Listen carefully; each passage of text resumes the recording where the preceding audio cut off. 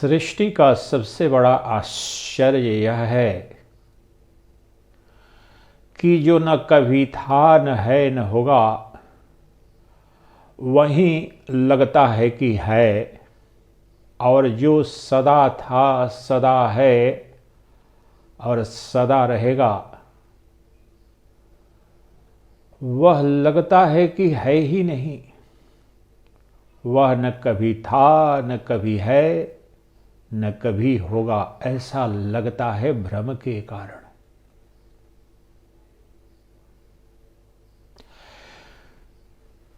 जो है नहीं और जिसके होने की कोई संभावना नहीं, वहीं भ्रम पैदा कर रहा है। भ्रम के कारण लग रहा है कि है, और जो नित्य है उससे न होने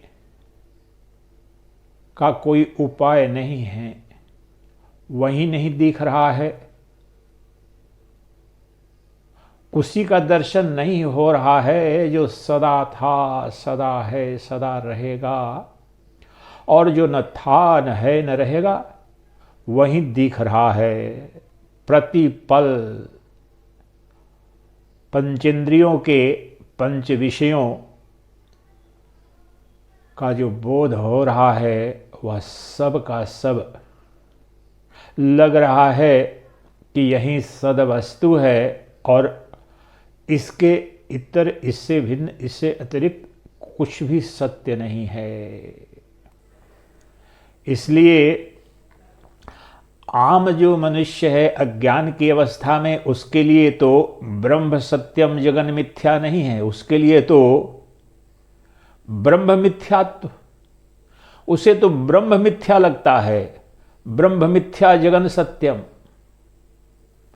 आप अपने अंदर चिंतन करें, हमारी जो प्रत्येक गतिविधि, चिंतन, मनन, व्यवहार, कामना, वासना, इच्छा, सब कुछ तो कहीं ना कहीं गहराई में ऐसा मान करके हो रहे हैं कि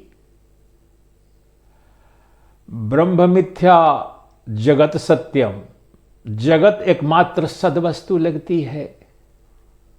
जगत अर्थात मेरा शरीर और मेरे शरीरों से संबंधित जितना यह जो जगत है, मेरे शरीर का ही तो ये विस्तार है।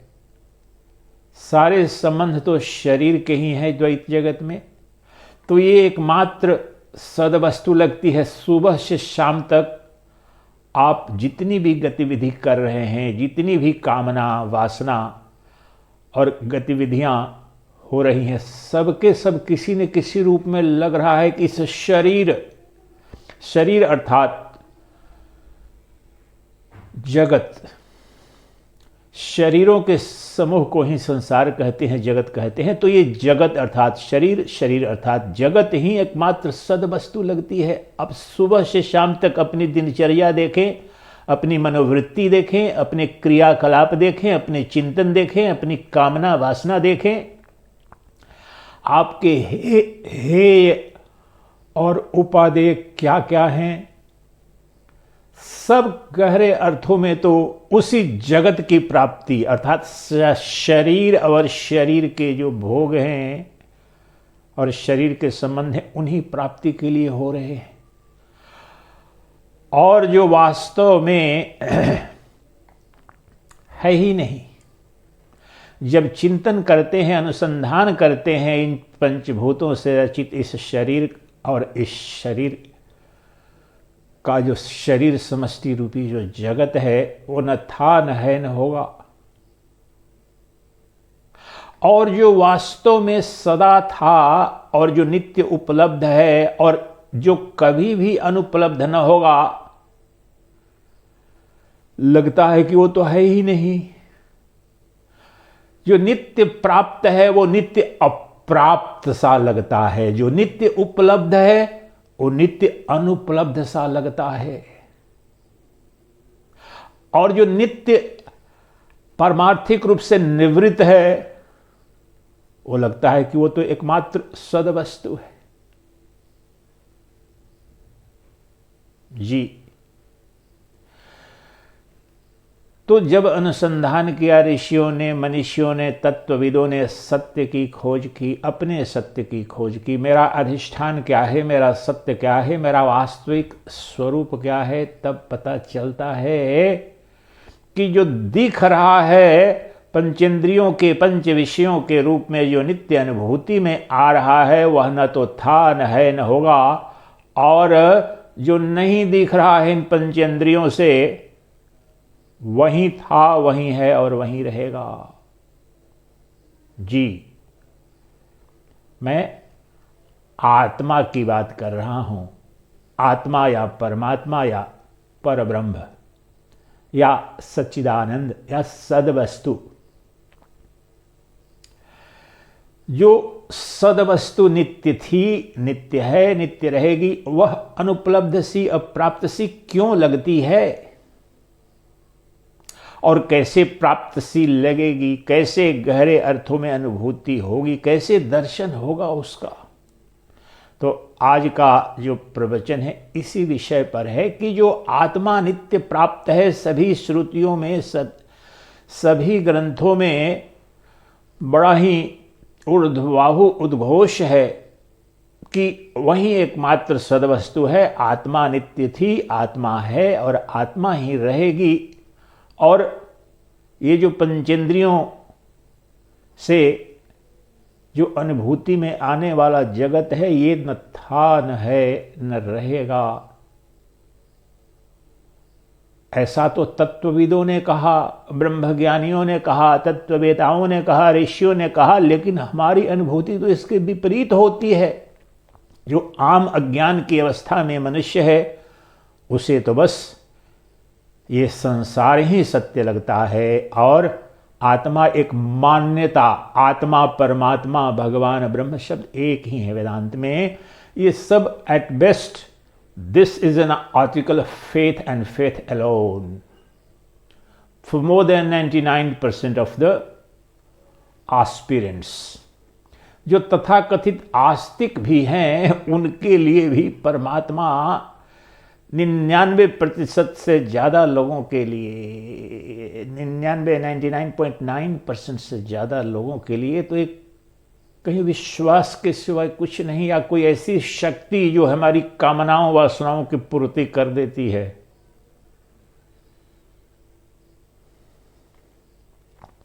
तो ये सृष्टि का जो सबसे बड़ा रहस्य है, सबसे जो जटिल प्रश्न है, जो यक्ष प्रश्न है, आज उसकी गुत्थी सुलझाएंगे। इसलिए पूरे मनोयोग से, ध्यान से इस शाश्वत सनातन रोग का उपचार अगर करना चाहते हैं तो पूरे मनोयोग से श्रवण, मनन, चिंतन और निधिध्यासन करेंगे, आज जो बताने जा रहे हैं। और आज के प्रवचन के लिए मैंने योग वासिष्ठ सार के पुनः एक श्लोक को आज लेंगे। ये योग वासिष्ठ सार है, इसके मात्र एक श्लोक को लेंगे और उसके आधार पर समझने का प्रयास करेंगे। तो वह श्लोक है योग वासिष्ठ सार का, जो आज लेने जा रहे हैं। वो योग वासिष्ठ सार के पहले अध्याय का 14वां श्लोक है। वह इस प्रकार से है। स्वकंठे स्थितं वस्तु यथा न प्राप्यते भ्रमात्,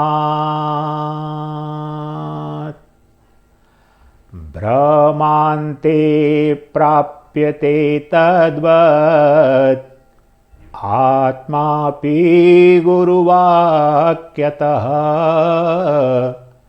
आत्मापि गुरुवाक्यतः। इसका पहले सरल भावार्थ समझें। कह रहे हैं महर्षि वशिष्ठ, हे राघव, हे राजकुमार राम, जिस प्रकार से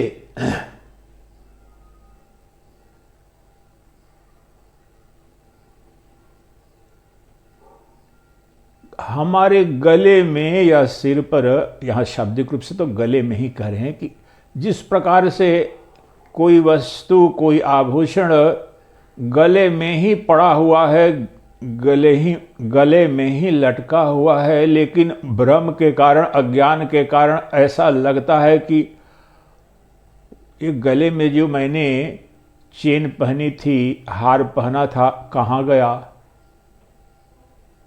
कहाँ भूल गया, किधर है? ऐसा क्यों लगता है? भ्रम के कारण, अज्ञान के कारण। और ये मेरे साथ भी अनंत बार हुआ है, बताऊंगा बाद में।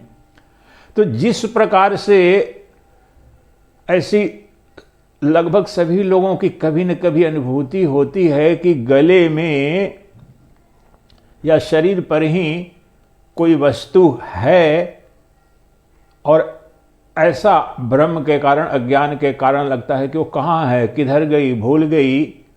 उसी प्रकार से जो आत्मा है, जो नित्य प्राप्त वस्तु है, जो हमारा अधिष्ठान है, वो भ्रम के कारण अप्राप्त सा लगता है, अज्ञान के कारण अनुपलब्ध सा लगता है, और प्राप्यते गुरुवाक्यतः, आत्मोपि प्राप्यते गुरुवाक्यतः। और अप्राप्त सा लगता है, लेकिन अज्ञान के कारण लगता है गुरु के वाक्य। वाक्य यहां तात्पर्य है महावाक्य, जो उपनिषदों के 4 महावाक्य हैं। समस्त अद्वैत वेदांत इन 4 महावाक्यों की ही व्याख्या है। समस्त अद्वैत वेदांत इन 4 महावाक्यों के स्तंभ पर खड़ा है। जो अद्वैत वेदांत का जो महल है, अद्वैत दर्शन का जो महल है, वह इन 4 महावाक्यों के अधिष्ठान पर, 4 पायों पर खड़ा है। तो जो श्रोत्रिय ब्रह्मनिष्ठ गुरु है, वह अपने मुमुक्षु शिष्य को इन महावाक्यों के द्वारा, आत्मज्ञान के द्वारा, ब्रह्म ज्ञान के द्वारा जब शिष्य के भ्रम की निवृत्ति करता है, अज्ञान का नाश कर देता है, तो आत्मा नित्य प्राप्त, नित्य उपलब्ध सी अनुभूत होने लगती है। साक्षात अपरोक्ष अनुभूति इसे ही कहते हैं। मान्यता नहीं रह जाती, कल्पना नहीं रह जाती, साक्षात अपरोक्ष नित्य वही दिखता है, वही अनुभूति में आता है। यद्यपि कि वह अनुभाव्य नहीं है, लेकिन अनुभूति स्वरूप है। जो आत्मा, परमात्मा, ब्रह्म है, वह वास्तव में कभी भी न पंचेंद्रियों के, पंच विषय के रूप में या मन बुद्धि की अनुभूति का विषय नहीं है। स्वतः वास्तव में अनुभूति स्वरूप है। चेतन सत्ता होने के कारण समस्त अनुभूतियों, समस्त कर्मों, समस्त क्रियाकलापों का जो अधिष्ठान है, उसकी अनुपस्थिति में ये बताओ कि कौन सी अनुभूति होगी, कौन सा ज्ञान होगा, कौन सा सांसारिक व्यवहारिक कर्म संभव होगा? कुछ भी संभव नहीं। इसलिए वास्तव में अज्ञान के कारण हमारी प्रत्येक अनुभूति में, प्रत्येक बोध में, प्रत्येक व्यवहार में, कार्य में, क्रिया में, कलाप में, कामना में, वासना में, सर्वत्र वह जो नित्य प्राप्त आत्मा है, वो प्रकट हो रही है, दिख रही है। उसकी उपस्थिति से ही सब कुछ अनुभूति में आ रहा है। उसके चैतन्य प्रकाश में ही ये अनंत ब्रह्मांड और इसकी अनुभूतियां प्रकाशित हो रही हैं, हमारी अनुभूति में आ रही हैं। लेकिन आश्चर्य यह है कि अज्ञान के कारण वह ऐसा लगता है कि है ही नहीं। आत्मा एक मान्यता का विषय है, कोई भगवान कल्पना, किसी कवि की कल्पना है, किसी ऋषि की एक भावना मात्र लगती है। लेकिन जो वेदांत वेद्य निर्गुण निराकार ब्रह्म है, वो महाविज्ञान के रूप में आपके समक्ष उस आत्मा परमात्मा ब्रह्म को आपके समक्ष रखता है, और वहीं गुरु आपको साक्षात अपरोक्ष विधि से दिखा देता है या प्राप्त करा देता है, जो नित्य प्राप्त था। इसलिए वेदांत में कहते हैं प्राप्तस्य प्राप्ति ही निवृत्तस्य निवृत्ति ही। आत्मा नित्य प्राप्त थी और ये जगत नित्य अप्राप्त है, निवृत्त है। ये जगत वास्तव में है नहीं। रस्सी थी, रस्सी है और रस्सी ही रहेगी, लेकिन भ्रम के कारण रज्जु में सर्प का भ्रम हो गया। अज्ञान के कारण प्रकाश होते ही पता चल जाता है न यहां पर कोई सर्प था, न सर्प है, न सर्प होगा। यहां तो रस्सी है, रज्जु मात्र है। उसी प्रकार से आत्मा परमात्मा ब्रह्म शब्द विषयक वह जो सच्चिदानंद घन परम सत्ता है, वह नित्य उपलब्ध है। नित्य प्रति पल प्रत्येक अनुभूति, प्रत्येक कर्म, श्वास प्रश्वास में प्रति पल वह प्रकट हो रहा है, दिख रहा है। परंतु अज्ञान के कारण कहते हैं आत्मा किधर है, आत्मा क्या है, ब्रह्म कौन है, मुझे दिखता क्यों नहीं है, मुझे कब दिखेगा, कैसे दिखेगा।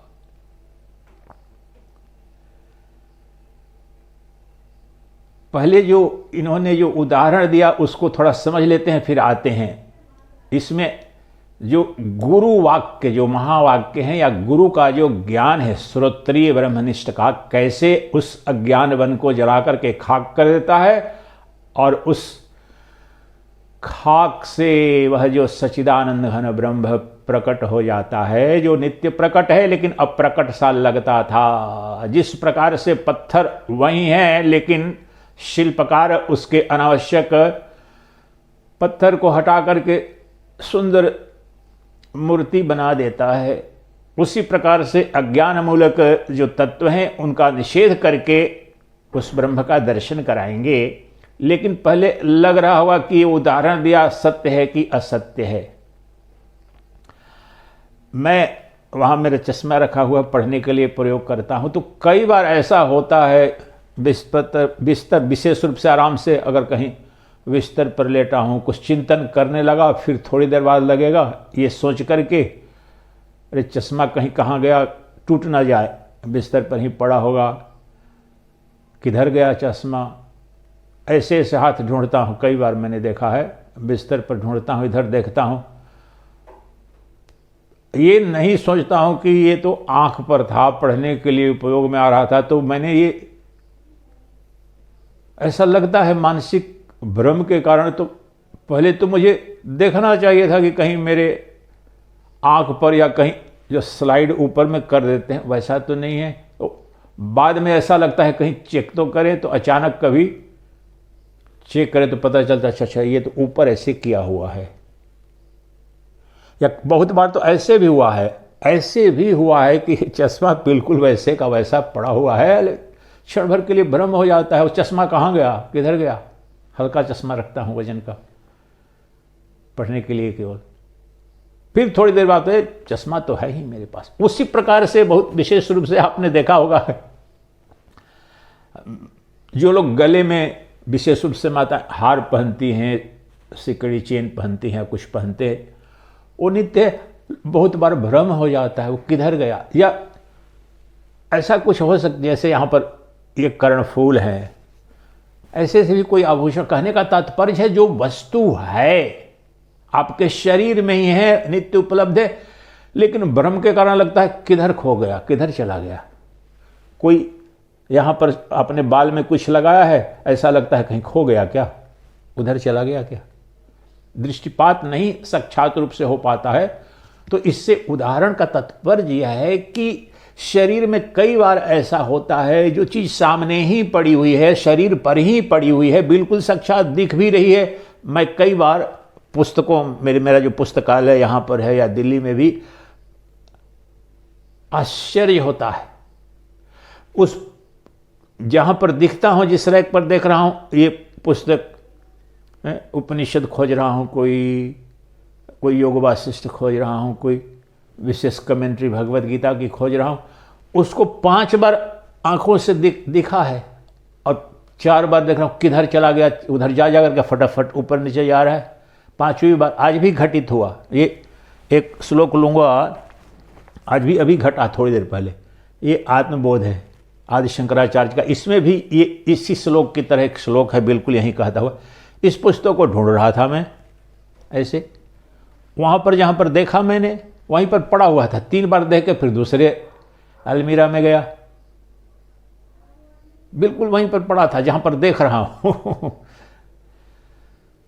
तो उसी प्रकार से जो ऐसी भ्रांति हो जाती है कि मेरे देह पर ही या मेरे सामने ही, मेरे आसपास में ही वस्तु तो है, लेकिन भ्रम के कारण, अज्ञान के कारण ऐसा लगता है किधर गई वो वस्तु, भूल गई, किधर गई, अप्राप्त हो गई, नष्ट हो गई, भूल गई। उसी प्रकार से जो आत्मा है वो नित्य उपलब्ध है, नित्य प्राप्त है, कभी भी वो अनुपलब्ध हो नहीं सकता है, वह अनित्य हो नहीं सकता है, क्योंकि वह एकमात्र सदवस्तु है। सतचित के रूप में वो अनंत ब्रह्मांड और ब्रह्मांड के संचालन, अनुभूति, क्रियाकलाप का वही अधिष्ठान है। इसलिए प्रत्येक अनुभूति में, प्रत्येक क्रियाकलाप में वो उपलब्ध है, दिख भी रहा है, प्रकट भी हो रहा है। लेकिन अज्ञान के कारण हमें लगता है कि आत्मा तो है ही नहीं, परमात्मा किधर है, ब्रह्म कहीं ब्रह्म मात्र तो नहीं है। ये सारी शंकाएं, शंका विपर्य हम सबके जीवन में आते हैं, आगे की अवस्था में भी आते हैं। मुझे भी संशय बहुत से उठते हैं जो यात्रा चलती है, लेकिन चिंतन मनन निधि ध्यान करते हैं, फिर उस शंका का निवारण होता है। तो जो आत्मा नित्य प्राप्त है, वह अप्राप्त सी जो नित्य उपलब्ध है वो अनुपलब्ध सी लगती है। उसे उस अज्ञान की, उस भ्रम की निवृत्ति गुरु कैसे करता है, ये आज के प्रवचन का मुख्य केंद्र है। ये कहने में तो आसान लगा, चलो चश्मा के नहीं होने का भ्रम हो गया, या गले में हार खो गया, चेन खो गया, तो चलो दिख गया तत्काल। किसी ने बता दिया ये देखो तुम्हारे आंख पर ही पड़ा हुआ है, तुम्हारे चश्मा तुम्हारे सिर के ऊपर स्लाइड हुआ है, या तुम्हारा हार थोड़ा इधर हो गया है, कोई बता देता है। अब मैं चूंकि अकेला ही रहता हूं 99% अपने जीवन में, तो मुझे ही कभी न कभी देर सवेर पता। लेकिन अगर कोई दूसरा रहे जिसे दिख रहा है नग्न रूप से, तत्काल बोल देगा अरे देखो देखो जो खोज रहे हो तो वहां पर है। ये हमारी अनुभूति है, बचपन से मैंने देखा कोई खोज रहा है, वहीं पर उनकी पड़ी हुई है कोई वस्तु। तो गुरु की यही भूमिका है, जो जान रहा है, जो देख रहा है साक्षात रूप से, जिसने अनुभूति कर ली है, ब्रह्म को आत्म रूप से साक्षात अपरोक्ष कर लिया है, वो शिष्य को भी जो भ्रम के कारण अपने को जीव मान रहा है, देश काल वस्तु परिच्छिन्न इस शरीर तदात्म और शरीर तदात्म से उत्पन्न यह जो जगत है, संसार है, इसको सत्य मानता है, उस ब्रह्म की निवृत्ति कर देता है और उस सच्चिदानंद घन ब्रह्म का नग्न दर्शन करा देता है। वह कैसे कराता है आइए अब बताते हैं। गुरुवाक्यतः आत्मोपि गुरुवाक्यतः, उस ज्ञान का प्रमाण क्या है, साधन क्या है। जैसे ये मैं देख रहा हूं, ये मेरी दाएं हाथ की 5 उंगली देख रहा हूं या हथेली दिख रहा हूं, इसमें प्रमाण क्या है, प्रमाण है मेरी आंख। Source of knowledge, instrument of knowledge. और ये दृश्य है, मैं दृष्टा हूं, मेरी आंख दृष्टा। तो यहां पर प्रमाण क्या है?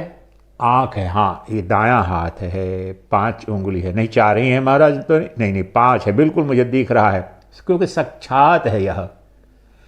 उसी प्रकार से जो श्रोत्रिय ब्रह्मनिष्ठ गुरु है, जिसने सच्चिदानंद घन ब्रह्म का साक्षात अपरोक्ष रूप से दर्शन कर लिया है, अनुभूति कर ली है, और जिसमें प्रतिष्ठित है, तो वह अपने उपदेश से शिष्य मुमुक्षु, जो मुमुक्षु शिष्य है, जिसने शरणागति ली है गुरु चरणों में, उसकी शंका का निवारण करता है, उसके भ्रम की निवृत्ति कर देता है, और उसे बोध करा देता है, अनुभूति करा देता है, साक्षात अपरोक्ष दर्शन करा देता है कि तुम ही नित्य शुद्ध बुद्ध मुक्त अद्वितीय ब्रह्म हो।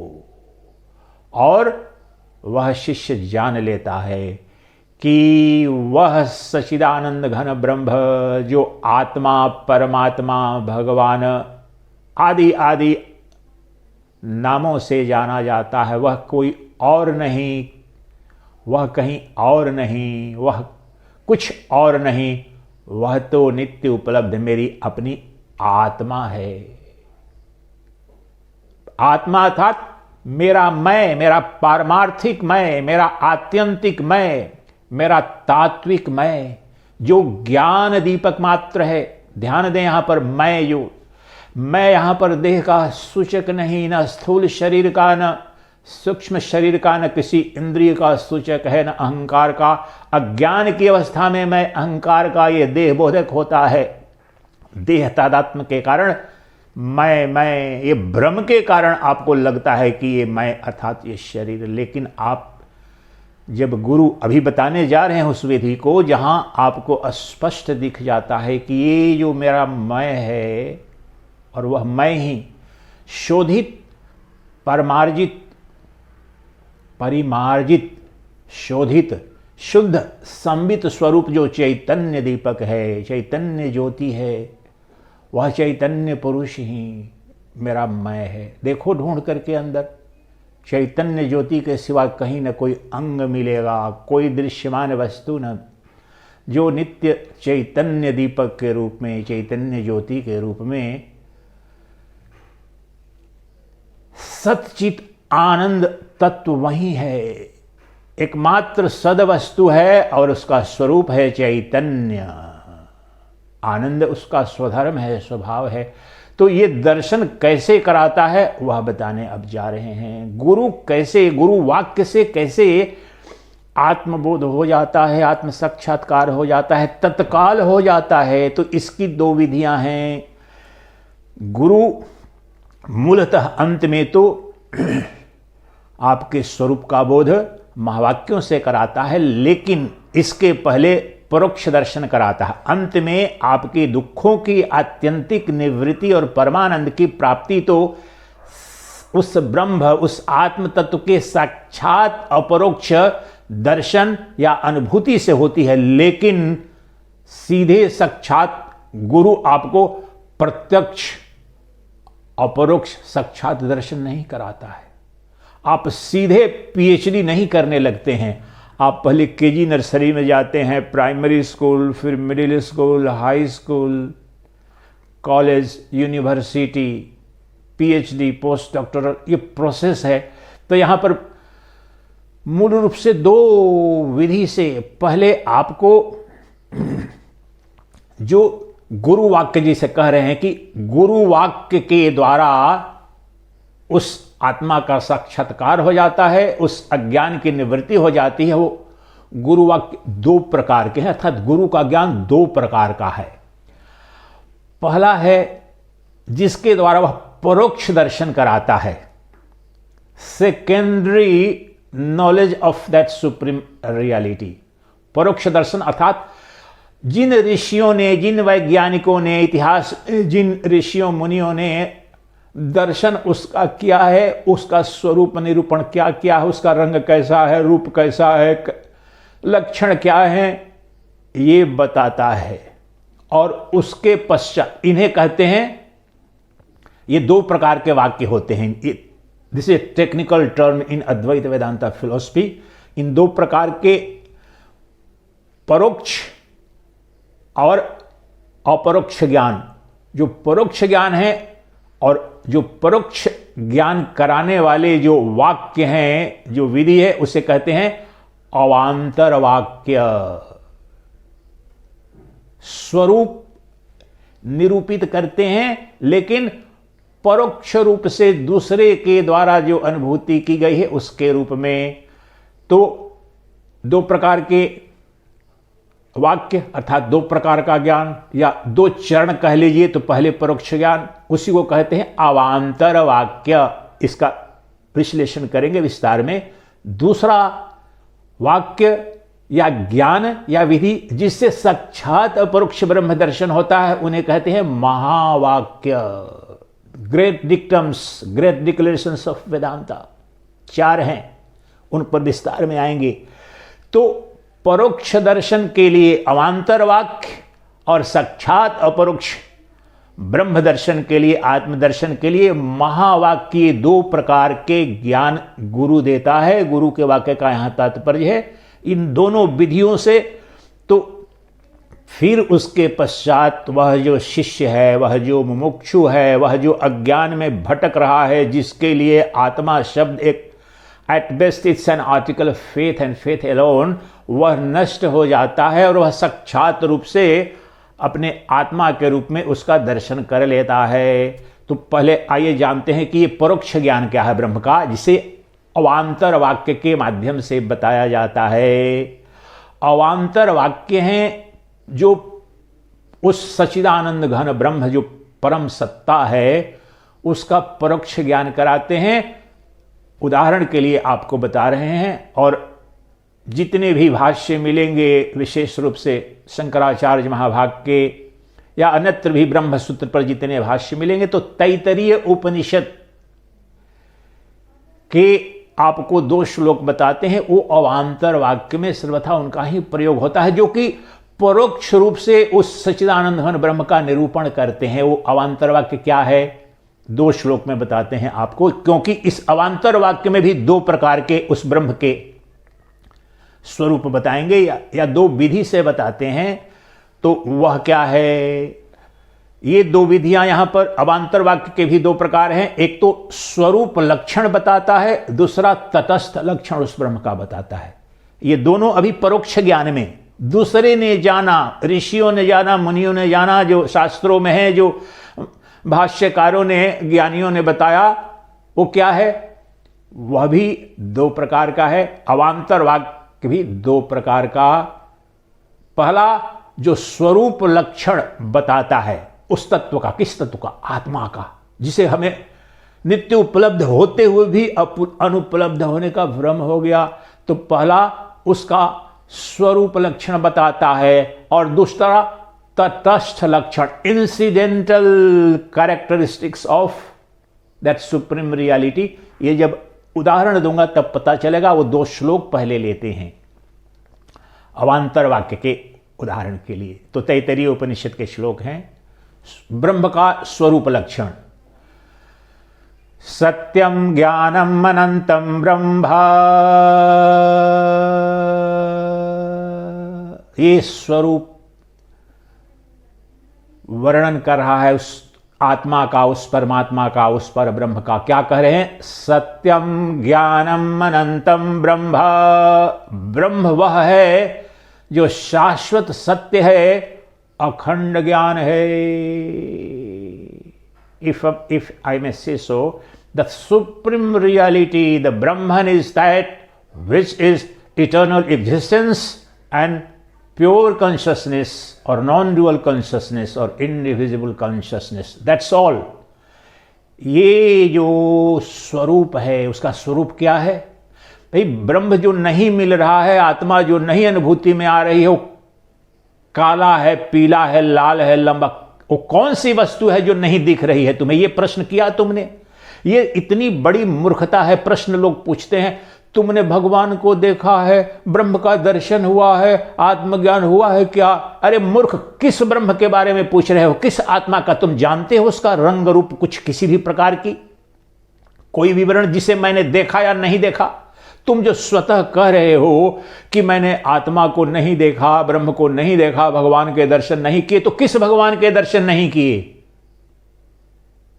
ये सबसे मौलिक समस्या यही है। जिस दिन पता चल जाए कि उसका स्वरूप क्या है, तो तुम्हें पता चलेगा कि मैं तो नित्य देख रहा हूं इसे, मुझे तो ये नित्य प्राप्त है, कोई उपाय नहीं, इसके सिवाय मुझे कुछ भी प्राप्त नहीं, इसके सिवाय नित्य रूप से कुछ भी अनुपलब्ध नहीं। इसलिए ये निरूपण करें उसके स्वरूप का भ्रम मात्र है। तुम्हें तो नित्य प्राप्त, नित्य उपलब्ध सत्ता है वह तुम्हारी। इसलिए सत्यम ज्ञानम अनंतम ब्रह्मा, that Brahman is ever available, accessible as eternal existence and pure consciousness. अनंत शाश्वत अस्तित्व, एग्जिस्टेंस, और शुद्ध बोध स्वरूप है, चैतन्य ज्योति स्वरूप है, जिसमें कोई भेद नहीं है। अखंड सत्यम ज्ञानम अनंतम ब्रह्म, infinity, truth infinite, truth means existence infinite and consciousness eternal or consciousness indivisible. मैं इसके कई शब्दों में कह सकते हैं, कई रूपों में कहा जा सकता है, लेकिन जो अद्वितीय ज्ञान है, जो प्रज्ञान सत्ता है, जो चैतन्य सत्ता है, वह अनंत है। और एग्जिस्टेंस, नॉट एग्जिस्टेंट और एग्जिस्टिंग, द एग्जिस्टिंग, ये जो अस्तित्व में जो दिख रहा है, उसका जो अधिष्ठान, जो शुद्ध शाश्वत अखंड जो अस्तित्व मात्र है, वह सद वस्तु है, वही परमात्मा है। और वह मूलतः ज्ञान स्वरूप है, प्रज्ञान स्वरूप, प्रकृष्ट ज्ञान स्वरूप है, वह अर्थात चैतन्य सत्ता है, और वह अनंत है। अनंतत्व का क्या तात्पर्य है यहां पर? That which is limited neither by time nor by space nor by causality, जो न देश बाधित है, न काल बाधित है, न वस्तु सीमित है, न काल से खंडित होता है, न देश में खंडित होता है, न वस्तु से सीमित होता है। वह कौन है? वही सदवस्तु है, वही आत्मा, वही परमात्मा, वही परब्रह्म है, जो सभी जीवों की अपनी अंतरात्मा, प्रत्यगात्मा के रूप में नित्य उपलब्ध है। ये है उसके स्वरूप लक्षण, descriptive of the nature of the supreme reality, the Brahman. ये सत्यम ज्ञानम अनंतम ब्रह्म। अब ये अवांतर वाक्य का जो पहला प्रकार बताया, अब दूसरा अवांतर वाक्य में ही उस ब्रह्म के तटस्थ लक्षण, इंसिडेंटल कैरेक्टरिस्टिक्स और एट्रीब्यूट्स। द ब्रह्मन इज एट्रीब्यूटलेस, जो निर्गुण निराकार है, जो निर्विशेष है, फिर भी उसे जानेंगे कैसे? तो उस पर अध्यारोप, अपवाद विधि से उस पर आरोपित किए जाते हैं गुण, और उससे उन तटस्थ लक्षणों से पता चलता है वह सूक्ष्म से सूक्ष्म वस्तु है। इसलिए इस विधि को अपनाया जाता है कि इस जगत में पंचेंद्रियों के, पंच विषयों के रूप में जो जगत दिख रहा है, तो इससे उसका क्या संबंध है? इसी कारण इसको तटस्थ या इंसिडेंटल कहते हैं कि ये इंसिडेंट जो घटी है, जो ब्रह्मांड दिख रहा है, ये जगत दिख रहा है, जो मेरा शरीर दिख रहा है, जो मेरे संबंधी दिख रहे हैं, इनसे उसका कोई संबंध है क्या उस परब्रह्म परमात्मा का, जिसका आप निरूपण कर रहे हैं सत्यम ज्ञानम अनंतम के रूप में? वो कहीं है क्या? बिल्कुल है, यही है, अभी है, उसी में है। तो वाक्य क्या है? यतो वा, ये भी तैतरीय उपनिषद का अगला श्लोक है। यतो, तटस्थ लक्षण परमात्मा के, ब्रह्म के, अपनी आत्मा के। अगर जानेंगे ही नहीं लक्षण, तो किसे ढूंढ रहे हैं? किस चश्मा को ढूंढ रहे हैं? किस हार को ढूंढ रहे हैं? किस चेन को ढूंढ रहे हैं? ये पता होगा तब तो ढूंढेंगे। और तो वह तटस्थ लक्षण उस परमात्मा के, यतो वा इमानि भूतानि जायन्ते ये न जातानि जीवन्ति यत् प्रयन्ति तम अभिशन्ति तद्ब्रह्म तद्विजिज्ञासस्व तद्विजिज्ञासस्व। उसी की जिज्ञासा करो। किसकी जिज्ञासा करो? जिसमें और जिससे ये अनंत ब्रह्मांड उत्पन्न हुआ है, जिसमें यह स्थित है और जिसमें विलीन हो जाता है, वही ब्रह्म है। अब देखो कितना नजदीक ला दिया। लगता था ब्रह्म किसी अन्य लोक में, किसी अन्य काल में रहा होगा, किसी अन्य रूप में। अब कह रहे हैं कि जब कह रहे हैं यतोवा ईमानी भूतानी, ब्रह्मांड के जितने भी भूत प्राणी है, ये चराचर जगत जो कुछ भी तुम्हें दिख रहा है, जिससे उत्पन्न हुए हैं। जब कह रहे हैं कि जगत उससे उत्पन्न हुआ है, तो यहां ब्रह्मत पालना के, अच्छा जगत तो बहुत विराट है, मैं एक छोटा सा व्यक्ति हूं, मैं तो अपनी मां की कोख से निकला हूं, मां पिता के रजवीर से उत्पन्न हुआ। ये ब्रह्मत पालना जब कह रहे हैं, तो ये जगत अर्थात तुम्हारा शरीर, ब्रह्मांड की छोटी से छोटी, क्षुद्र से क्षुद्र और विराट से विराट वस्तु जो दिख रही है माया रूप में, वो सब के सब उसी से उत्पन्न हुए हैं, उसी में स्थित है, अभी उत्पन्न हुए। चलो जी, अच्छा अनंत कल्प काल, हजारों लाखों करोड़ों वर्षों पहले कभी उत्पन्न हुआ ये जगत? मैंने तो देखा नहीं महाराज। तो अभी तो बताओ। तो दूसरा भी बता रहे हैं कि जिसमें स्थित है और जिसमें विलीन हो जाएगा। जिसमें स्थित है का गहराई में यहां पर अर्थ समझो, अभी घटना घट जाएगी। स्थित है का तात्पर्य अभी मेरी वाणी जो निकल रही है और आप वहां श्रवण कर रहे हैं, ये जो प्रवचन हो रहा है और आप वहां श्रवण कर रहे हैं, करेंगे जिस पर चिंतन, ये भी सृष्टि है, ये भी संसार है, ये जगत है, किसमें घट रहा है? वही ब्रह्म है। प्रतिपल क्षुद्र से क्षुद्र घटना, क्षुद्र से क्षुद्र प्राणी, क्षुद्र से क्षुद्र स्थावर जंगम की वस्तु जिसमें स्थित है, अर्थात जिससे स्थित है, जिसका जो अधिष्ठान है वह ब्रह्म ही है। प्रत्येक क्रिया का, प्रत्येक नाम का, प्रत्येक रूप का वही ब्रह्म है। और अंततः जिसमें ये अनंत जगत विलीन हो जाता है, समा जाता है, लय हो जाता है, वही ब्रह्म है।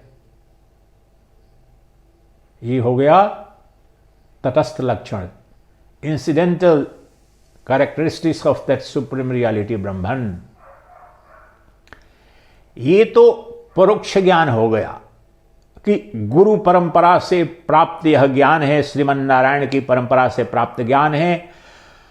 और जो वेदांत वेद्य निर्गुण निराकार ब्रह्म है, उसके जो लक्षण है, उसकी व्याख्या है, ये सब बताए गए हैं गुरुओं के द्वारा। तो चलो हमने जान लिया कि ब्रह्म अनंत ज्ञान और अनंत अस्तित्व है, और उसका ये तो उसका स्वरूप लक्षण है। और तटस्थ लक्षण जान लिया कि जिससे ये अनंत ब्रह्मांड उत्पन्न हुआ है, जिसमें स्थित है और जिसमें विलीन हो जाता है, वह ब्रह्म है, इसके तटस्थ लक्षण। तो सबसे महत्वपूर्ण बात यहां पर ध्यान, जिसमें स्थित है। आपको साक्षात अपरोक्षानुभूति, भूत गया, भविष्य है नहीं अभी, लेकिन अभी वर्तमान में तो हो तुम। अस्तित्व जिसमें स्थित है, यहां पर साक्षात अपरोक्ष अनुभूति यहीं पर घटेगी। और पहले ही मैंने बताया कि प्रत्येक नाम, प्रत्येक रूप, प्रत्येक वस्तु, प्रत्येक क्रिया का जो अधिष्ठान है, वही सच्चिदानंद घन ब्रह्म है। इसका कहने का तात्पर्य यह है कि यतो, जिससे ये अनंत ब्रह्मांड उत्पन्न हुआ, जिसमें स्थित है, जिसमें विलीन हो जाता है, इसका तात्पर्य यह है कि ये अनंत ब्रह्मांड जो दिख रहा है, अनुभूति में आ रहा है, इसका अधिष्ठान है, इसका कारण है वो ब्रह्म।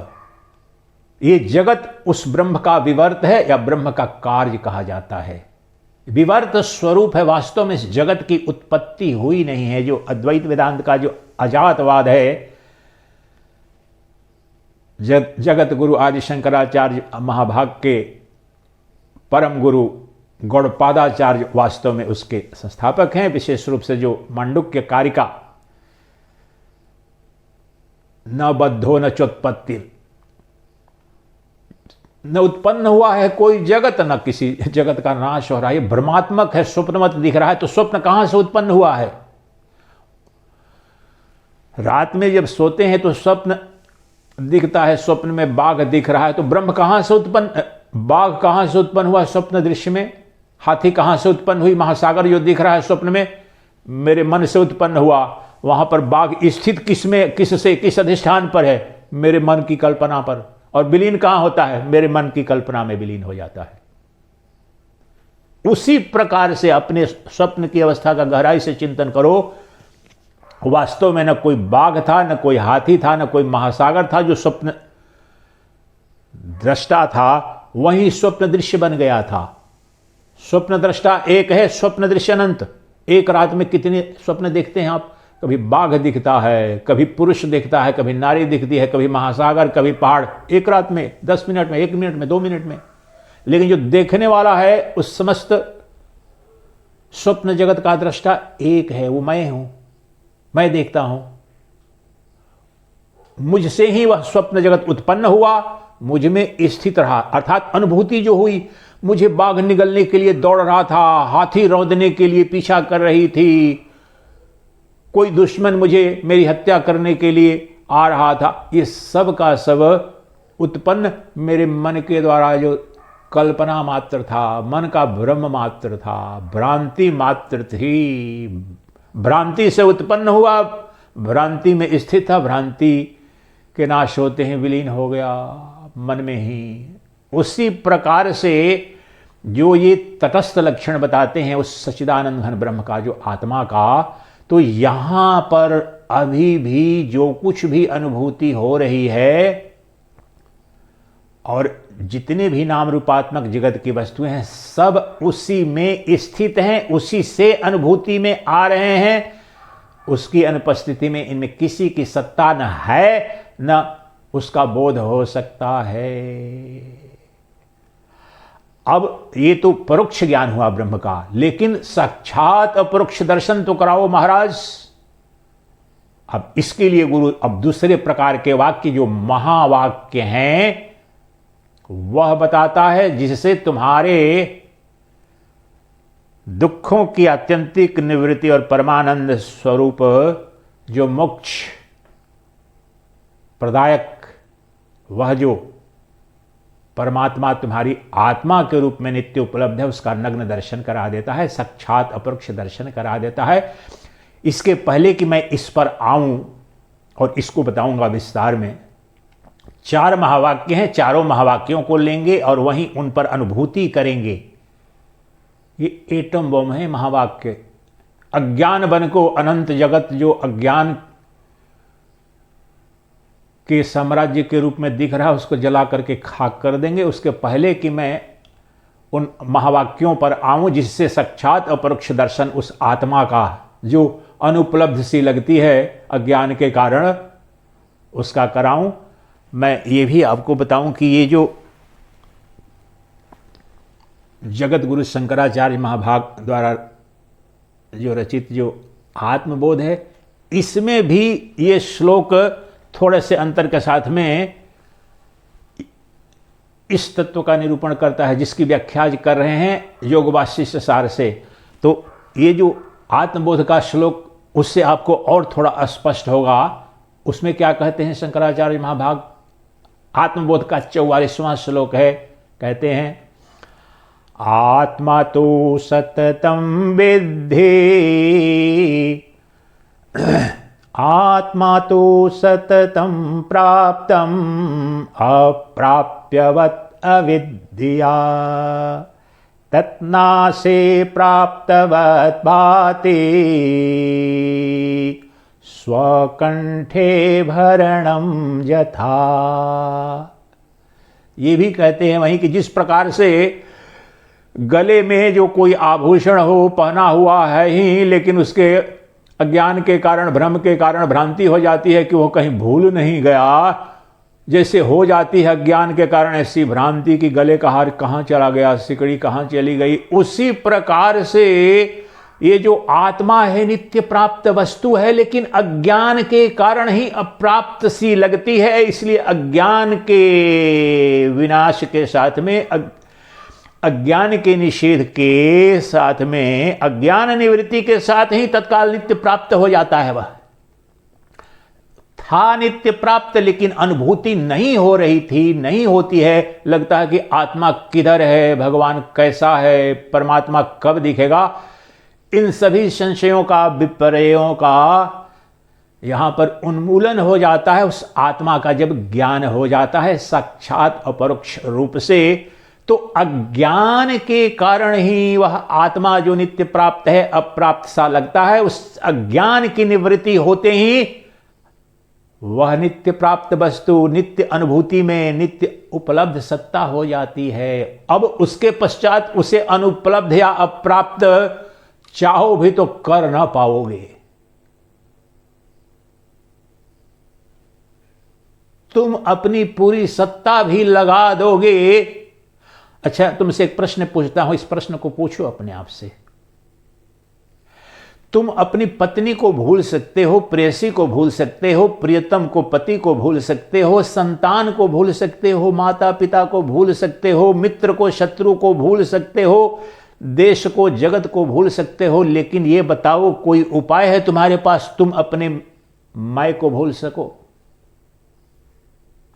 Is it ever possible for any single individual to ever forget one's own self? तुम्हारा जो अपना मैं है किसी भी प्रकार से कभी उसे भूल पाओगे? जो अज्ञान की अवस्था है, जिन्होंने वेदांत का अध्ययन नहीं किया है, परंतु कहें हाँ जी मैं तो भूल ही जाता है, गहरी निद्रा की अवस्था में तो मैं नहीं रहता। मैं नहीं रहता यह कौन कह रहा है? जो कह रहा है कि मैं तो गहरी नींद में तो मैं था नहीं, मैं था नहीं, ये किसने देखा? वह तो था, वही तुम हो। जो कह रहा है कि गहन निद्रा की अवस्था में तो मैं था नहीं, अगर कोई था नहीं और तुम थे नहीं तो कैसे कहते हो कि मैं था नहीं? वही तो ब्रह्म है, वही तो आत्मा है, वही तुम हो।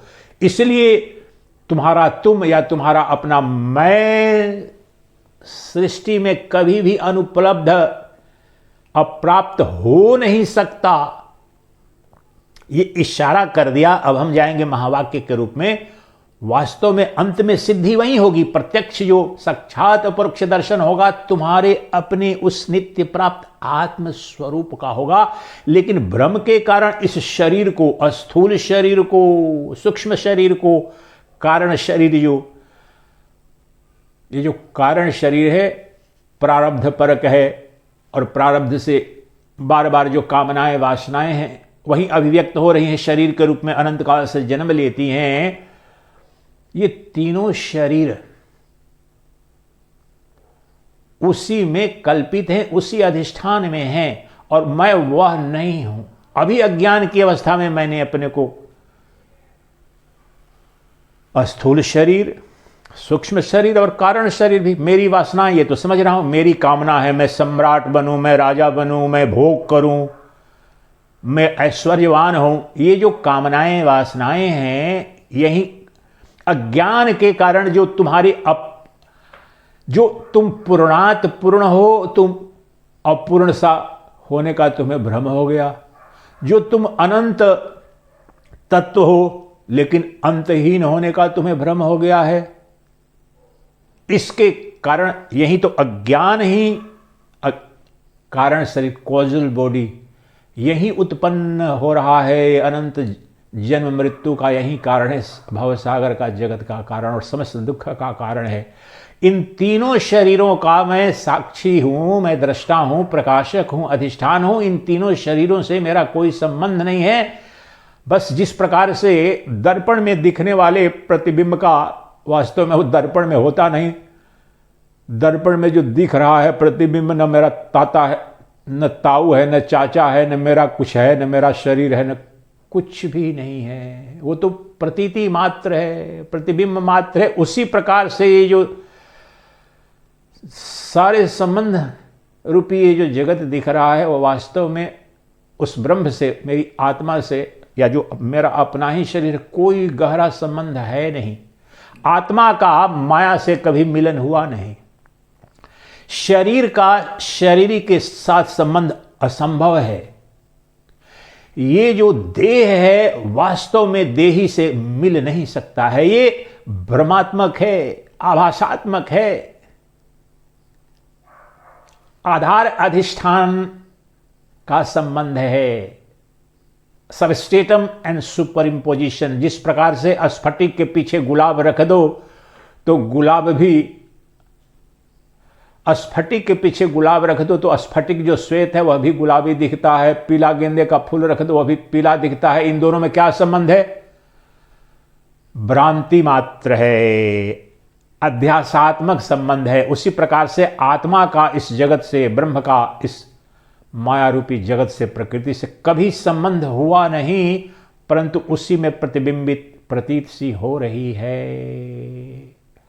इसलिए अब चलते हैं उन 4 महावाक्यों पर जिसके द्वारा गुरु जो तुम्हारी शंका है विपर्य है, आत्मा कहाँ है, आत्मा कब दिखेगी, वो परमात्मा किधर है, भगवान क्यों नहीं दिख रहा है, इन सब की निवृत्ति कर देता है। तो संक्षेप में इन 4 वाक्यों को, जिनके द्वारा साक्षात परोक्ष दर्शन उस आत्मा का हो जाता है, और उस ज्ञान के हो जाने के पश्चात फिर नहीं कह पाओगे कि मैं आत्मा को नहीं जानता, मैंने परमात्मा को नहीं देखा है।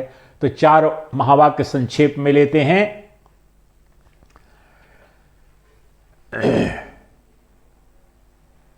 जो परमात्मा के स्वरूप का नग्न दर्शन कराता है, वह पहला महावाक्य है ऐतरेय उपनिषद का, प्रज्ञानम ब्रह्मा। पहले 4 वाक्य बता देता हूं, उसके बाद एक एक की व्याख्या करूंगा। ऐतरेय उपनिषद का महावाक्य, प्रज्ञानम ब्रह्मा, प्योर कॉन्शियसनेस इज वेरीली ब्रह्मन।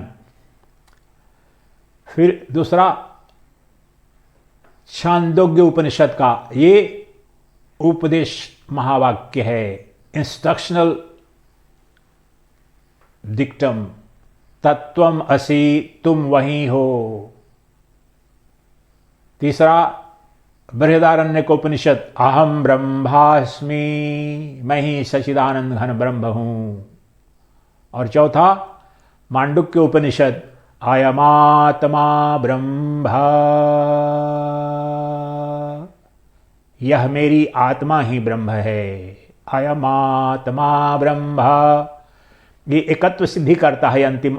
अब एक एक करके बताते हैं आपको कि 4 में अंतर क्या है।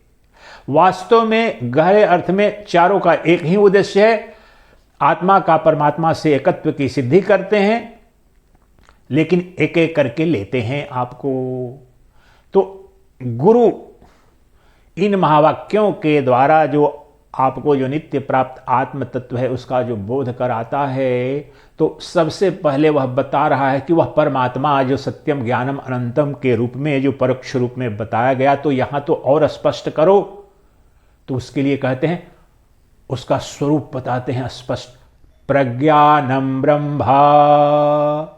उस परमात्मा का परम शुद्ध शाश्वत सनातन जो स्वरूप है वो चेतन स्वरूप है, वह चैतन्य सत्ता है, चिन्मयी सत्ता है, संबित स्वरूप है, चैतन्य प्रकाश है, स्वयंभू प्रकाश है। ये अलग अलग शब्द आपको स्पष्ट करने के लिए बोल रहा हूं कि जो नहीं भी समझ पा रहे हो, एक शब्द को न समझे दूसरे शब्द से समझ ले।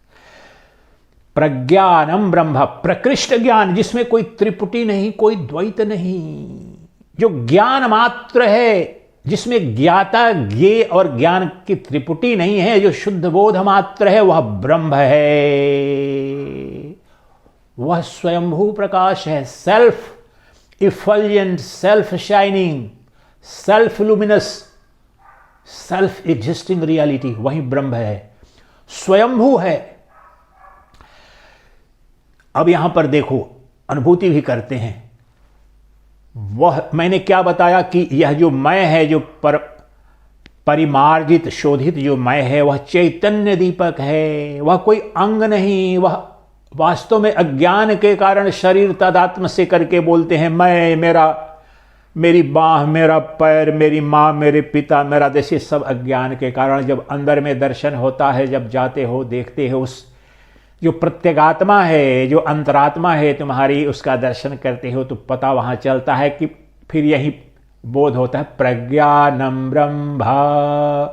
वहां प्रकृष्ट ज्ञान मात्र है, वहां न दृष्टा है, न दृश्य है, न इन दोनों का संबंध है, दर्शन है। इन तीनों से परे जो शुद्ध बोध, शुद्ध संबित, स्वयंभू प्रकाश, जो चेतन सत्ता है, मेरी जो प्रत्यगात्मा है, जो साक्षी चैतन्य आत्मा है, वही ब्रह्म है, वह चेतन सत्ता ही जिसमें कोई त्रिपुटी नहीं, कहीं द्वैत नहीं, वही ब्रह्म है। अब बताओ तुम्हारे अंदर, और वही नित्य मैं अहम वृत्ति, अहम प्रत्यय जो है वही ब्रह्म है। अब इसको दूसरे रूप में कह रहा हूं आपको, ये आगे जब अध्ययन करोगे गहराई में।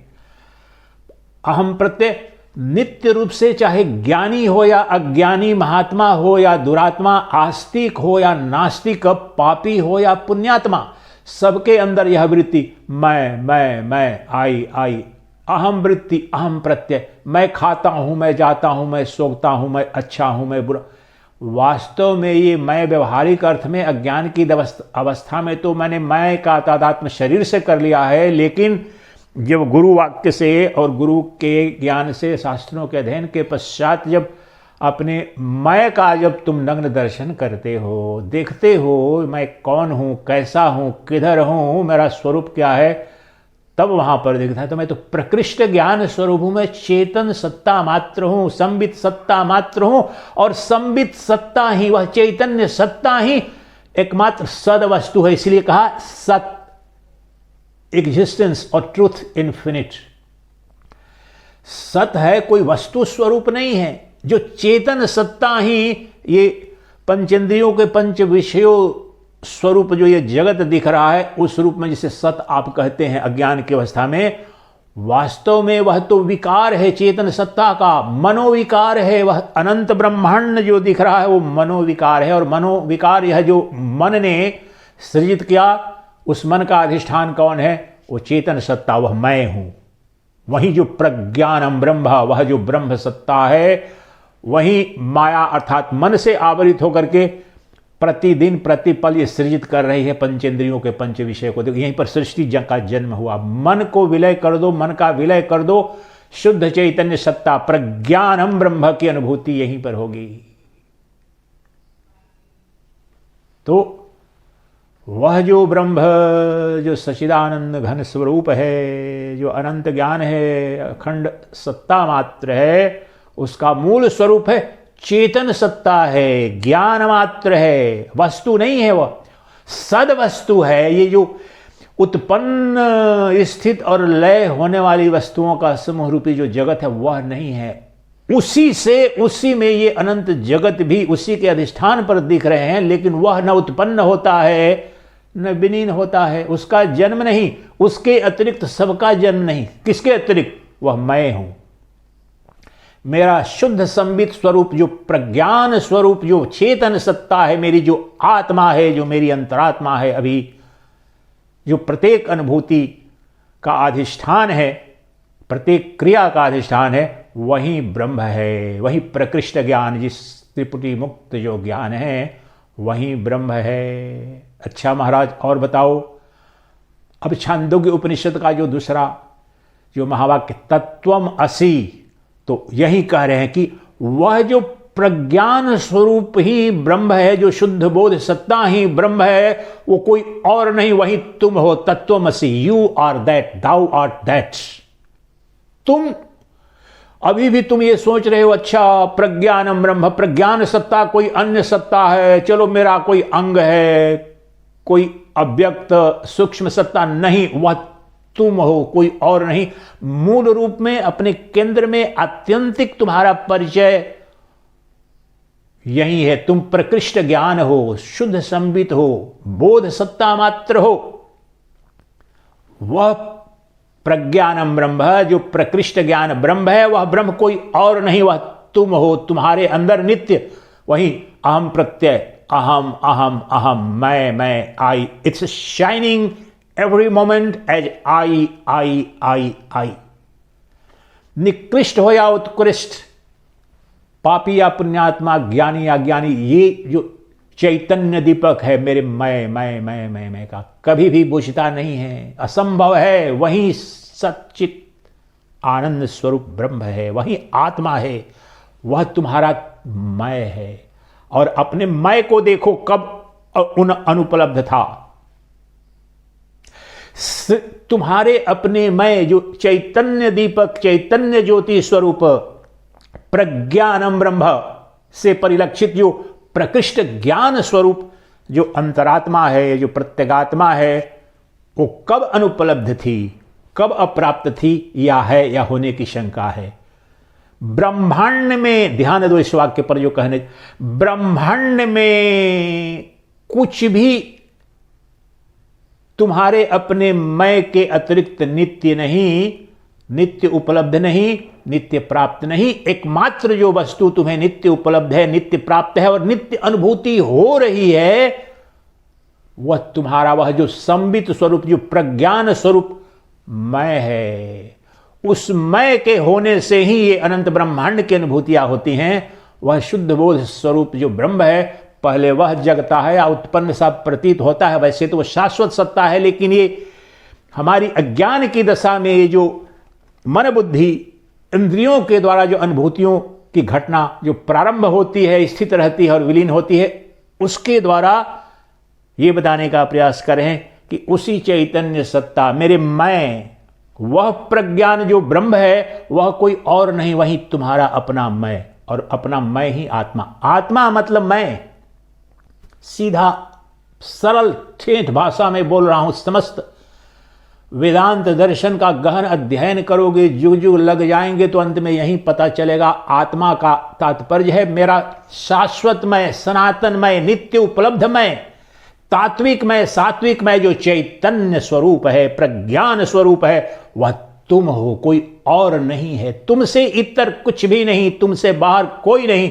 क्योंकि चेतन सत्ता नित्य देश काल वस्तु अपरिच्छिन्न है। ये जो भेद है ये जड़ में है, शरीर में है, शरीरी में कोई भेद नहीं है। तुम ही अनंत ब्रह्मांड के अधिष्ठान हो, इसलिए तुम ही ब्रह्म हो। तत्वम असि, ये तो छांदोग्य उपनिषद का। अब तीसरा महावाक्य जो लेते हैं मांडुक्य उपनिषद का, अयमात्मा ब्रह्म। ये जो मेरी इस महावाक्य का लक्ष्य है, जीवात्मा अर्थात आत्मा से उस परमात्मा के एकत्व की सिद्धि। तो यहां पर अयम आत्मा, यह यहां पर जो प्रत्यगात्मा के रूप में मैं रूप में जो मेरा मैं शोधित मैं है, जो समस्त ज्ञान का, समस्त अनुभूति का अधिष्ठान जो स्वरूप मेरी जो आत्मा है, अभी यहां पर अभी उपलब्ध, अयम आत्मा ब्रह्म, डायरेक्ट यहां पर दर्शन करा रहे। मेरी जो चेतन सत्ता है, मेरी जो आत्मा है, मेरी जो संबित सत्ता है, यानी प्रज्ञान स्वरूप जो प्रत्यगात्मा है मेरी, वही ब्रह्म है। यहां एकत्व की सिद्धि। ब्रह्म तुम, अच्छा ठीक है, मैं तो आत्मा हूं, जीवात्मा हूं, प्रकृष्ट हूं, लेकिन ब्रह्म तो कोई विराट हो नहीं। वह चेतन ही, चेतन सत्ता सूक्ष्म अणोरणीयम महतो महीयम, जो उपनिषदों का, वो सूक्ष्म से सूक्ष्म भी है और वहीं विराट से विराट भी है, क्योंकि वह देश काल वस्तु अपरिच्छिन्न सत्ता है। ये विराटता और सूक्ष्मता ये जड़ जगत में लागू होते हैं। जड़ जगत में भेद है, द्वैत है, त्रिपुटी है, लेकिन जो चेतन सत्ता है उसमें न कोई द्वैत है न त्रिपुटी है, वह एक अद्वितीय संबित सत्ता मात्र है। इसलिए अयमात्मा ब्रह्म, ये जो मेरी आत्मा है, the Atman of mind ever present as indwelling consciousness, witnessing consciousness, the indweller within me is verily Brahman, the supreme reality परमात्मन। यह जो मेरी अपनी आत्मा, अभी यही मेरी समस्त अनुभूति का अधिष्ठान, मेरे प्रत्येक ज्ञान का, प्रत्येक बोध का जो बोधा है, प्रत्येक ज्ञान का जो ज्ञाता है, प्रत्येक अनुभुक्ति का जो अद्वितीय अंतिम अनुभोक्ता है, वही तो शुद्ध संबित प्रज्ञान तत्व आत्मा है, वही ब्रह्म है। इससे सिद्ध हुआ कि चैतन्य दृष्टि से, ज्ञान दृष्टि से जीवात्मा और परमात्मा दोनों की एकत्व की सिद्धि हो गई। ये दो नहीं है, किसी प्रकार का इनमें भेद नहीं है। अब जो अंतिम महावाक्य संक्षेप में लेते हैं वह है अनुसंधान महावाक्य। अहम ब्रह्मास्मि, अनुसंधान और अनुभूति महावाक्य है। बृहदारण्यकोपनिषद अहम ब्रह्मास्मि, परम पूर्णाहुति, परम परिणति और साक्षात अपरोक्ष दर्शन। अब अपने पर चले आओ। सब सुन लिया, सब जान लिया, अब दर्शन करेंगे। तो अंत में यहां पर पूर्णाहुति, जो आत्मा अप्राप्त सी लग रही थी, जो भगवान, जो परमात्मा अनुपलब्ध सा लगता था, एक मान्यता का विषय, विश्वास का विषय मात्र लगता था, वह अभी नग्न साक्षात अपरोक्ष रूप से दर्शन दे रहा है मुझे। किस रूप में? अयमा अहम ब्रह्मास्मि।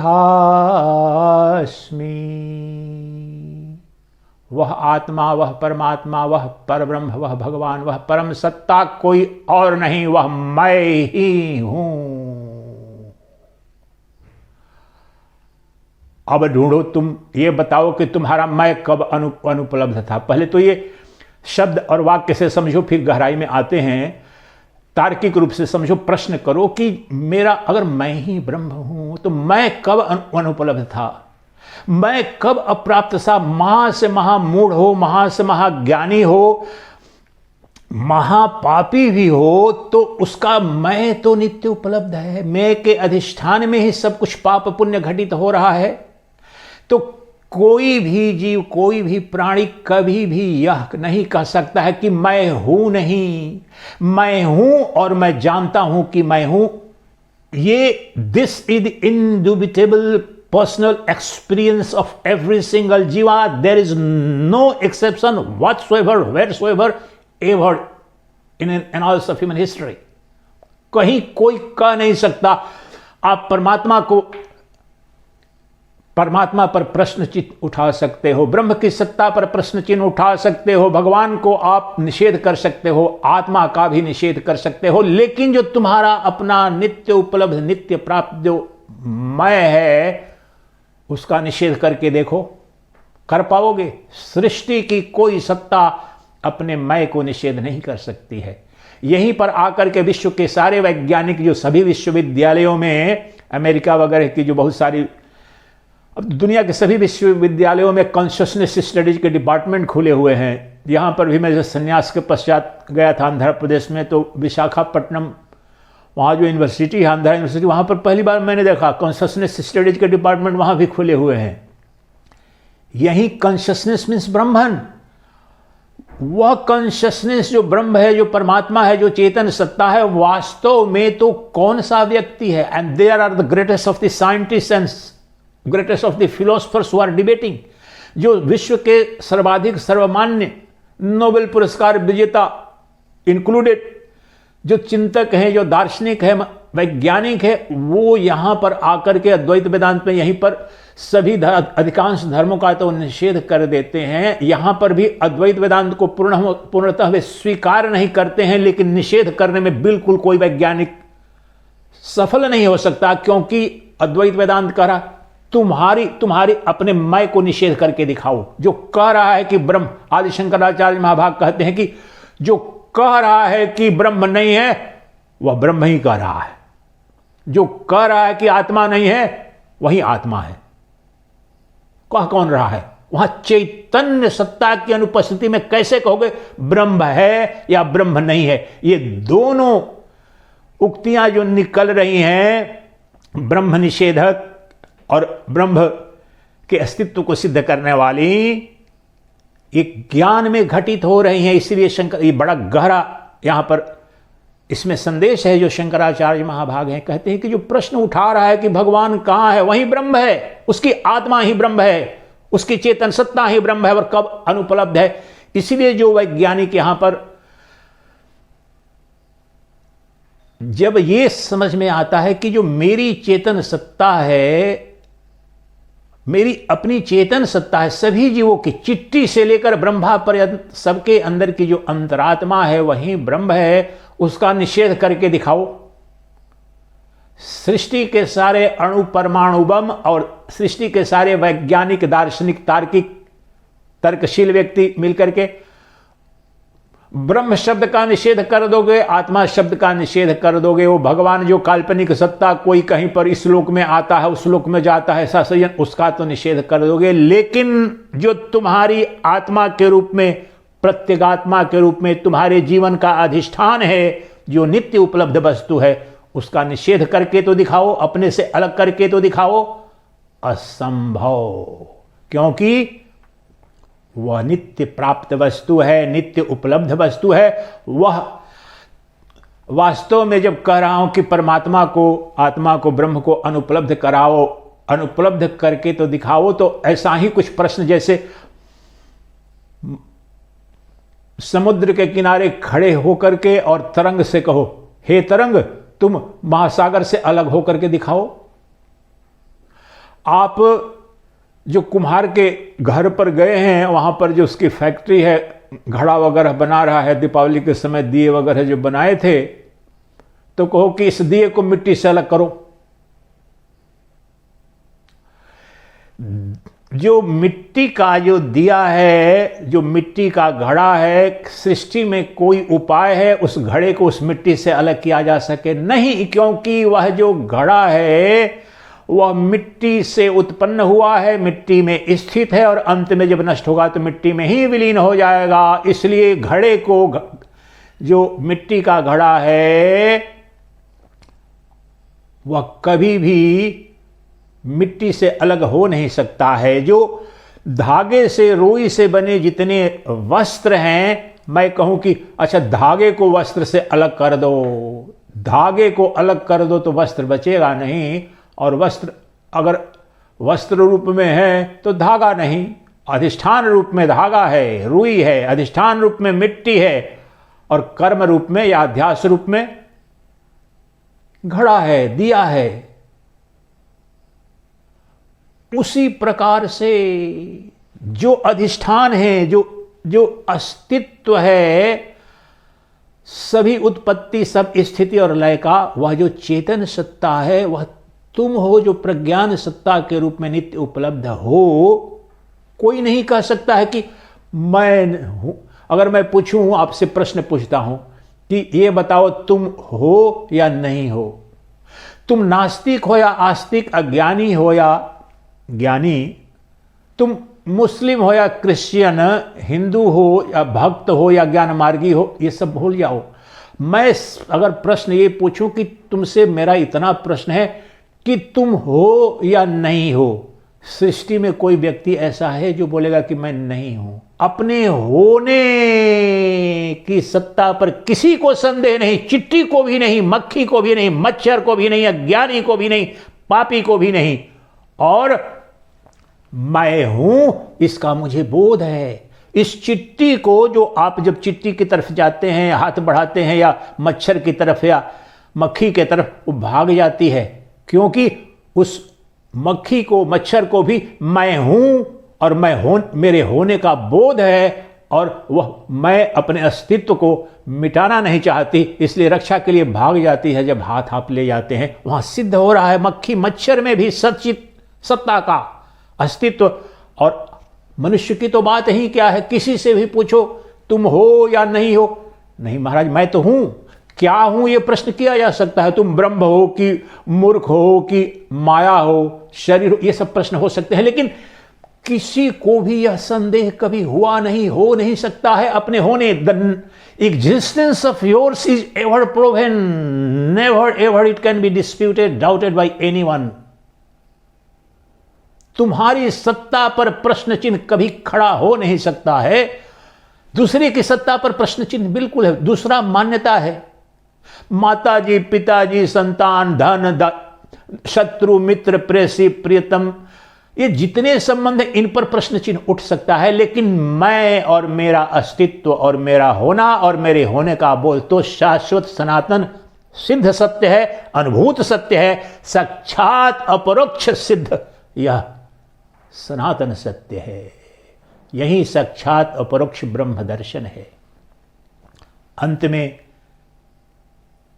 ये बताऊं, जो प्रारंभ किया कि आत्मा नित्य प्राप्त वस्तु है, नित्य उपलब्ध वस्तु है, परंतु अप्राप्त सी, अनुपलब्ध सी लगती है। अज्ञान के कारण, और ज्ञान होते ही, अज्ञान की निवृत्ति होते ही वह नित्य उपलब्ध हो जाता है। अब किस रूप में उपलब्ध हुआ इस ज्ञान के पश्चात? कि वह आत्मा, वह परमात्मा जिसे मैं कह रहा था कि पता नहीं किधर है कि नहीं, वह नित्य उपलब्ध है। मेरी अंतरात्मा, मेरी प्रत्यगात्मा, मेरे मैं, अयम आत्मा ब्रह्म, यह जो मेरी आत्मा है वही ब्रह्म है। मेरे मैं पर कोई संदेह नहीं, मेरा अस्तित्व नित्य है, नित्य सिद्ध है, इसलिए आत्मा भी नित्य सिद्ध है और नित्य प्राप्त वस्तु है। इसके लिए विश्वास की आवश्यकता नहीं है। यह मेरी अपरोक्ष अनुभूति है, साक्षात अपरोक्ष, direct and immediate self realisation, that is called परमात्म दर्शन। आत्मदर्शन सदा ही तत्काल ही होता है, क्योंकि वह नित्य प्राप्त वस्तु है। जो कोई अनित्य हो, कहीं अन्य काल में हो, अन्य वस्तु के रूप में हो और अन्य देश के रूप में है, उसमें तो तत्काल की कोई संभावना नहीं है। लेकिन आत्मा से ज्यादा तत्काल कौन है? तुम्हारे अपने मैं से ज्यादा नित्य प्राप्त, नित्य उपलब्ध न ब्रह्म है, न परमात्मा है, न आत्मा, शब्द मात्र है। लेकिन तुम्हारा जो अपना मैं, जो नित्य प्रज्ञान स्वरूप, जो चेतन सत्ता है, अपने होने के अस्तित्व का नित्य प्रमाण दे रहा है, जो चैतन्य ज्योति है, चैतन्य दीपक है, उस पर कोई स्वप्न है, वही ब्रह्म है, वही मैं हूं। अहम ब्रह्मास्मि सोहमस्मि तत्वम असि, तत्वम असि। तुम भी वही हो, तुम भी वही हो, और वह प्रज्ञान स्वरूप है, चेतन सत्ता है, आत्म सत्ता है। और अभी और यहीं हमारी आत्मा के अधिष्ठान में ही प्रत्येक अनुभूति हो रही है, उस चेतन सत्ता के अधिष्ठान में ही अनुभूति हो रही है। मेरी आत्मा ही ब्रह्म है, अर्थात मेरा नित्य चैतन्य रूप से उपलब्ध जो प्रत्यगात्मन है, जो आत्मन है, वही ब्रह्म है। मेरे मैं से ज्यादा प्रत्यक्ष क्या है? मेरे मैं से ज्यादा प्रत्यक्ष और अपरोक्ष मीन्स परोक्ष, अर्थात दूसरा जो पंचेंद्रियों का विषय नहीं, और उसके बिल्कुल विपरीत अपरोक्ष मीन्स मैं, और मैं ही वह ब्रह्म हूं। अगर मैं ही वह ब्रह्म हूं तो मुझसे ज्यादा अपरोक्ष, मुझसे ज्यादा साक्षात क्या है? ये हथेली को देखने में भी नैनो सेकंड तो लग जाएंगे, 1 सेकंड 2 सेकंड लगेंगे, इसमें भी कर्म करना पड़ेगा, प्रयास करना पड़ेगा। मोबाइल को देख रहा हूं, टेबल को देख रहा हूं, देखने में भी कुछ तो स्प्लिट सेकंड तो लगेगा, लेकिन मेरे मैं को देखने के लिए कितना समय लगेगा? बिल्कुल नहीं। नित्य भाषित, जाज्वल्यमान, देदीप्यमान, स्वयंभू प्रकाश स्वरूप जो प्रज्ञान सत्ता है, वह मैं हूं, वही तो ब्रह्म है। अब बताओ किस विधि से उसे मेरी आंखों से ओझल करोगे, मेरे इंद्रियों से ओझल करोगे? वास्तव में इंद्रियों का विषय नहीं, लेकिन पंचेंद्रियों के पंच विषयों में भी जो अनुभूति का अनुभोक्ता है, ज्ञान का ज्ञाता है, प्रत्येक बोध का जो बोधा है, वो कौन है? वो मैं हूं, वही चेतन आत्मा है, वही तो प्रज्ञान सत्ता है, वही आत्मा, वही परमात्मा, वही पर ब्रह्म है, वही तुम हो, वही मैं हूं, वही अनंत ब्रह्मांड के रूप में, अनंत नाम रूपात्मक जगत के रूप में अभिव्यक्त हो रहा है, प्रतीत हो रहा है। यही है साक्षात अपरोक्ष आत्मदर्शन। आइए 1-2 मिनट करते हैं उसकी अनुभूति, अपने मय की, शुद्ध संबित स्वरूप मय की, चेतन मय की, जो स्वयंभू प्रकाश है, जो आत्मदीपक है। 2 दिन पहले दिवाली मनाई, उसका मूल दार्शनिक तात्विक अर्थ यही है, अत्यदीपो भव, चैतन्य दीपो भव। वह जो चेतन सत्ता, जो चैतन्य दीपक जल रहा है, उसको जानो। वह शाश्वत सनातन परिपूर्ण तत्व है, उसमें दुख की कोई संभावना नहीं। एकमात्र वह जो चेतन सत्ता है, वहीं पर दुखों की आत्यंतिक निवृत्ति और परमानंद की प्राप्ति है, जो हम सभी का अभिष्ट है। नित्य हम उसी आनंद की खोज के लिए और दुखों से मुक्ति के लिए प्रयासरत हैं, लेकिन वह तो हमारा स्वभावगत धर्म है, हमारा अपना ऐश्वर्य है।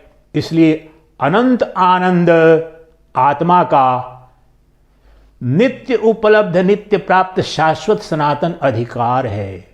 किससे भीख मांगना प्रेम की, किससे उधार मांगना सौंदर्य की और आनंद की? आनंद मेरा स्वरूप है, अखंड, अनंत, प्रेम, सौंदर्य, ऐश्वर्य मेरा स्वरूप है, स्वधर्म है, स्वभाव है।